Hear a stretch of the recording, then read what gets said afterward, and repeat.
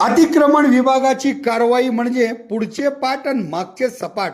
सोलापूर महानगरपालिकेचे अतिक्रमण विभाग हे कारवाईत सातत्य नसल्यामुळे अचानक चर्चेत येते।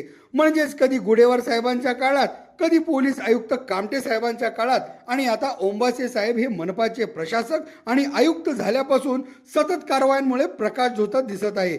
याच दरम्यान बाळीवेस येथील आरोग्य निरीक्षक कार्यालयाच्या जागेत चालणाऱ्या दारू अड्ड्यावर कारवाई झाल्यामुळे या विभागाची चर्चा जास्तच होत आहे। परंतु अशाच प्रकारे यापूर्वीही म्हणजेच 2002 साली सोलापुरात एसटी स्टँड समोर असणारा अतिक्रमण काढल्यानंतर शहरवासियांना येथे एक बस स्थानक असल्याचा शोध लागला होता।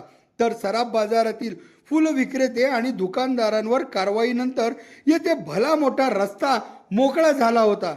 परंतु आज मितीस ना तो बस स्थानक आहे ना भला मोठा रस्ता। परंतु आता हे पथक तिकडे जात नाही। मग त्यावेळेस केलेली कारवाई चुकीची होती का मग त्यावेळेस झालेला विरोध आणि बंद याचे परिणाम म्हणायचे। आता काल बेगमपेठ येथील शिंदे सेनेच्या मुश्ताक शेख यांच्या संपर्क कार्यालयासमोरील पेवर ब्लॉक काढण्यात आले। सुरुवातीस या कार्यालयावरच अतिक्रमण झाल्याचे बोलले जात होते, परंतु सदर जागा मनपानेच अधिकृतरित्या दिल्याचे शिंदे सेनेच्या पदाधिकाऱ्यांनी कागदोपत्री सिद्ध केल्याने पेवर ब्लॉक काढून जाण्यातच धन्यता मानण्यात आली। जी जागा मनपानेच दिली याबाबत या विभागास माहिती नव्हती का?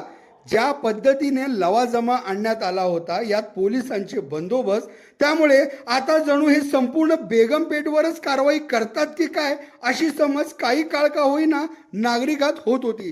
तर यावेळी शिंदे सेनेचे पदाधिकारी अर्जुन सलगर यांनी जोरदार विरोध दर्शवित या कारवाईत पारदर्शकता नसल्याचा गंभीर आरोप केला आणि याबाबत आंदोलन करण्याचा इशाराही दिला।